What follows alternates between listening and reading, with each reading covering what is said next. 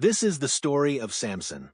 The Israelites again did what was evil in the sight of the Lord, and the Lord delivered them into the hand of the Philistines for 40 years.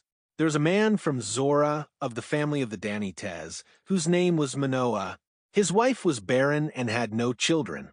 An angel of the Lord appeared to the woman and said to her, "Behold, you are barren and have no children. You will conceive and bear a son. Now, therefore beware, do not drink wine or strong drink, and do not eat anything unclean, for you will conceive and bear a son. No razor will come on his head, because he will be holy to God from the womb.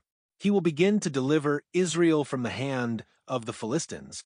The woman went and told her husband, "A man of God came to me, and his appearance was like an angel of God, a fearful one. I did not ask him where he was from, nor did he tell me his name. But he said to me, 'You will conceive and bear a son. Now therefore do not drink wine or strong drink or eat anything unclean, because the child will be holy to God from the womb until the day he dies.' Then Manoah prayed to the Lord, 'O Lord, let the man of God whom you sent come to us again, and teach us what we must do for the child who will be born.' And God heard Manoah's prayer, and the angel of God came to the woman again. She was sitting in the field, but Manoah her husband was not with her. She ran quickly and told her husband, saying, 'Look, the man who came to me the other day has appeared to me.' So Manoah got up and followed his wife and went to the man and said to him, 'Did you speak to this woman?' He answered, 'I did.' Manoah said, 'Now, if your word comes true, what will be done for the child? What will be done?' The angel of the Lord said to Manoah, 'The woman must abstain from all that I have said to her. She must not taste anything that comes from the vine. She must not drink wine or strong drink, and she must not eat anything unclean. All that I have commanded her must be observed.' Manoah said to the angel of the Lord, 'Let us detain you and prepare a kid for you.' The angel of the Lord said to Manoah, 'Even if you detain me, I will not eat of your food. But if you wish to offer a burnt offering, you shall offer it to the Lord.' Manoah did not know that he was an angel of the Lord. Then Manoah said to the angel of the Lord, 'What is your name, that when your word comes to pass, we may give you glory?' The angel of the Lord said to him, 'Why do you ask my name? It is wonderful.' So Manoah took the kid and the offering and offered a sacrifice to the Lord on the rock. And a wonder happened while Manoah and his wife looked on. As the flame went up toward heaven from off the altar, the angel of the Lord ascended in the flame of the altar. When Manoah and his wife saw it, they fell on their faces to the ground. The angel of the Lord did not appear to Manoah or his wife again. Then Manoah perceived that it was the angel of the Lord, and he said to his wife, 'We are about to die, for we have seen God.' His wife answered him, 'If the Lord had wanted to kill us, he would not have taken the burnt offering and the grain offering from our hands, and would not have shown us all this, nor would he have shown us these things now.' The woman bore a son and called his name Samson. The child grew, and the Lord blessed him. And the Spirit of the Lord began to move him at Mashanadan between Zorah and Eshtaol. Samson went down to Timnath, and there he saw a woman of the daughters of the Philistines. When he came up, he told his father and his mother, saying, 'I saw a woman of the daughters of the Philistines in Timnath. Now take her to be my wife.' His father and mother said to him, 'Is there no wife among your brother's daughters or among all our people, that you should go and take a wife from the uncircumcised Philistines?' And Samson said to his father, 'Take her for me, for I like her.' His father and mother did not know that this was from the Lord, for Samson was seeking an occasion for contention with the Philistines. At that time, the Philistines ruled over Israel. Samson went down with his father and mother to Timnath. When they came to the vineyards of Timnath, behold, a roaring lion met him. The Spirit of the Lord came upon Samson, and with nothing in his hand, Samson tore the lion to pieces as one tears a kid. He did not tell his father or mother what he had done. Instead, he went down and spoke to the woman, and she pleased him. After a while, he went back to Timnath to take her, and turned aside to see the carcass of the lion. And behold, there was a swarm of bees and honey in the carcass of the lion. He took the honey in his hand and ate it on the way. When he came to his father and mother, he gave it to them, and they ate. But he did not tell them that he had taken the honey from the carcass of the lion. Samson's father went down to the woman's house. There Samson held a feast, for that was the custom of young men. When they saw him, they invited 30 companions who stood with him. Samson said to them, "I will put a riddle to you. If you explain it to me during the 7 days of the feast and find it out, I will give you 30 shirts and 30 changes of clothing. But if you cannot explain it to me, you must give me 30 shirts and 30 changes of clothing." They said to him, "Put your riddle, and we will listen." And he said to them, "From the eater came what is eaten, and from the strong came what is sweet." For 3 days they could not explain the riddle. On the 7th day, they said to Samson's wife, "Convince your husband to explain the riddle to us, or we will burn you and your father's house to the ground. You invited us to rob us, did you not?" Samson's wife wept over him and said, "You hate me and do not love me. You have put a riddle to my people, but you have not explained it to me." And he said to her, "I have not explained it to my father or my mother. Should I explain it to you?" She wept over him all 7 days while they were feasting, and on the 7th day he explained it to her because she was bothering him. And she explained the riddle to her people. And the men of the city said to Samson on the 7th day, before sunset, "What is sweeter than honey? Or what is stronger than a lion?" And he said to them, "If you had not plowed with my heifer, you would not have discovered my riddle." And the Spirit of the Lord came upon him, and he went down to Ashkelon. There he killed 30 men, took their spoils, and gave changes of clothes to those who had explained the riddle. His anger burned, and he went up to his father's house.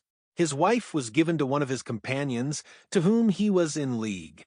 After some time, at the time of wheat harvest, Samson went to his wife and brought her a kid. He said, "I want to go in to my wife in her chamber." But his wife's father would not allow him to go in. "I thought," he said, "that you hated her, and I gave her to your companion. Is not her younger sister more beautiful than she? Take her instead." Samson said to them, "This time I will not be guilty before the Philistines if I harm them." Samson went away. He caught 300 foxes and took torches. Then he turned tail to tail and put a torch between 2 tails in the middle. He lit the torches and let the foxes loose in the Philistines' grain fields, and set the stacks of sheaves, the standing grain, and even the olive groves on fire. The Philistines said, "Who has done this?" They answered, "Samson, the son-in-law of the Timnite, because he took his wife and gave her to his companion." So the Philistines came up and burned her and her father. Samson said to them, "Is this what you are doing? I will not rest until I have been avenged on you." He beat them severely back and belly, and went down and withdrew to the cave in the rock of Etam. Then the Philistines marched and camped in Judah and spread out as far as Lehi. The men of Judah said, "Why have you come up against us?" They answered, "We have come up to bind Samson, that we may do to him as he has done to us."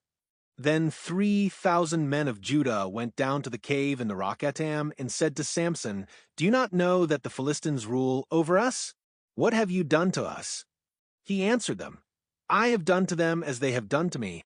They said to him, "We have come down to bind you, that we may deliver you into the hand of the Philistines." Samson said to them, "Swear to me that you will not kill me." They answered him, "No, we will only bind you and deliver you into their hand, but we will not put you to death." So they bound him with 2 new ropes and brought him up out of the rock. When he came to Lehi, the Philistines shouted to meet him, and the Spirit of the Lord came upon him. The ropes that were on his arms became like flax burned with fire, and his bonds fell off his hands. He found a fresh jawbone of a donkey and stretched out his hand to take it. And with it he killed 1,000 men. And Samson said, "With a jawbone of a donkey, 1 heap, 2 heaps. With a jawbone of a donkey, I have killed 1,000 men." And when he had finished speaking, he threw the jawbone out of his hand. And they called the name of that place Ramath-lehi.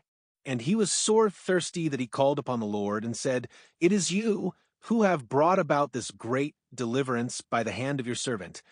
And now shall I die of thirst and fall into the hands of the uncircumcised? And God opened the hollow of the rock that is in Lehi, and water came out. And Samson drank, and his spirit revived, and he revived. Therefore the name of that spring is called En-Hakkore. It still exists in Lehi today. Samson judged Israel in the days of the Philistines for 20 years.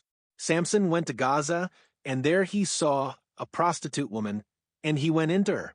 They told the men of Gaza, "Samson has arrived here." And they surrounded him and lay in wait all night at the gate of the city. They remained quiet all night, saying, "At daybreak we will kill him." Samson lay there until midnight. About midnight he got up and took hold of the doors of the city gate and the two posts, pulled them out with the bar, put them on his shoulders, and carried them to the top of the mountain that is opposite Hebron.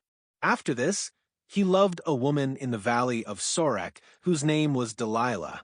The lords of the Philistines came up to her and said to her, "Appeal him, and see where his great strength comes from, and how we may prevail against him.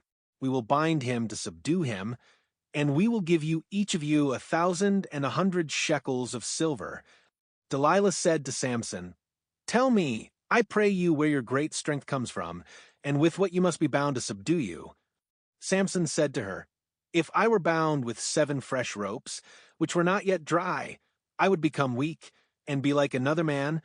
The lords of the Philistines brought Delilah 7 fresh ropes, which were not yet dry, and she bound him with them. Now men were lying in wait in a room in her house. She said to him, "The Philistines are upon you, Samson." And he tore the ropes as a cord of tow is torn when it smells of fire. And they did not know where his strength came from. Delilah said to Samson, "See, you have mocked me and told me lies. Now, I pray you, tell me with what you shall be bound." He said to her, "If I were bound with new ropes, such as had never been used, I would become weak and be like another man." Delilah took new ropes and bound him with them. Then she said to him, "The Philistines are upon you, Samson." Now men were lying in wait in a room. And he snapped the ropes on his arms like a thread. Delilah said to Samson, "Until now you have mocked me and told me lies. Tell me with what you shall be bound." He said to her, "Only weave the 7 braids of my head with the warp of the cloth." And she fastened them by the ankle. Then she said to him, "The Philistines are upon you, Samson." And he awoke from his sleep and tore off the pin and the cloth. She said to him, "How can you say, 'I love you,' since your heart is not with me? These 3 times you have mocked me, and you have not told me where your great strength comes from." And when she was daily bothering him with her entreaties, his soul grew impatient with death. He opened his whole heart to her and said, "No razor has come upon my head, because I have been holy to God from my mother's womb. If I were shaved, my strength would leave me, and I would become weak and be like any other man." When Delilah saw that he had opened his whole heart to her, she sent and called the lords of the Philistines and said to them, "Come up this once, for he has opened his whole heart to me." And the lords of the Philistines came up to her and brought the money in their hands. She made him sleep on her knees, and she called a man and shaved off the 7 locks of Samson's head and began to subdue him. He lost his strength. Then she said, "The Philistines are upon you, Samson." And he awoke from his sleep and said, "I will escape as at other times, and I will free myself." He did not know that the Lord had departed from him.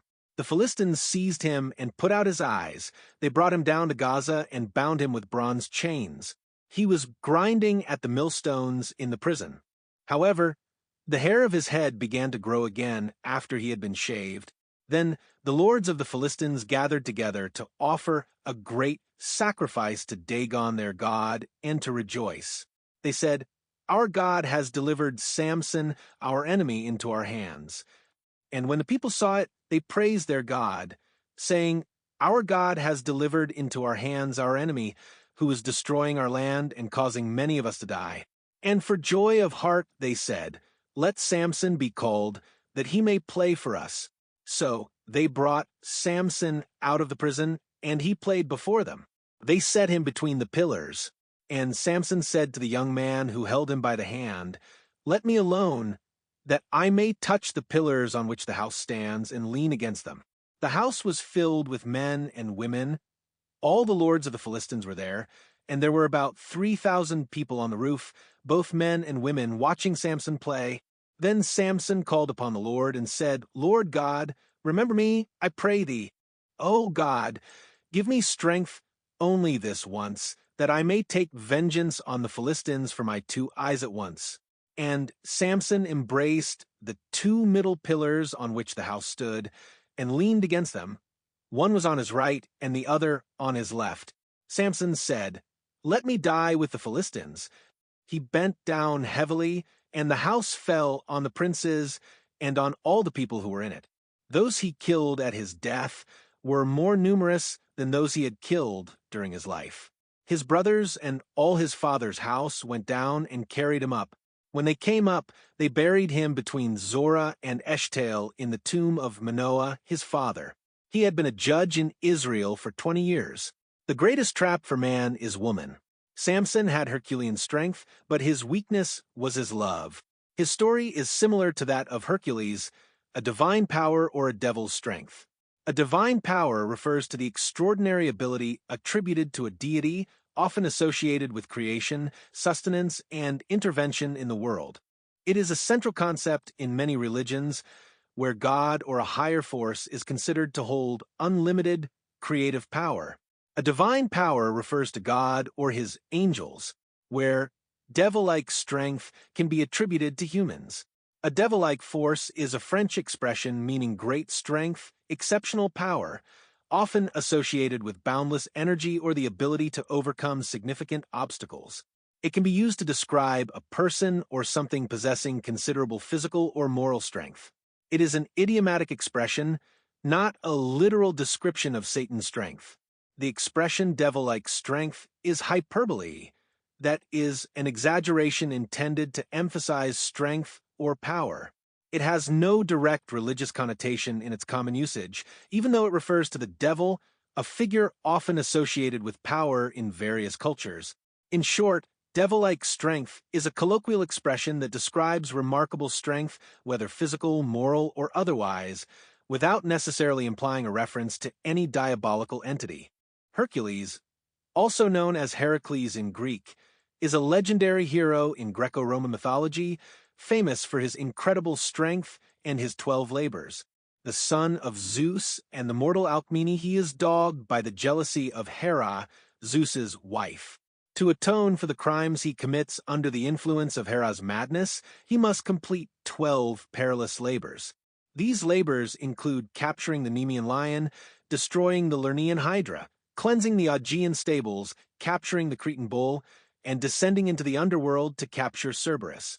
After overcoming these trials, Hercules is admitted among the gods on Mount Olympus, receiving immortality and marrying Hebe.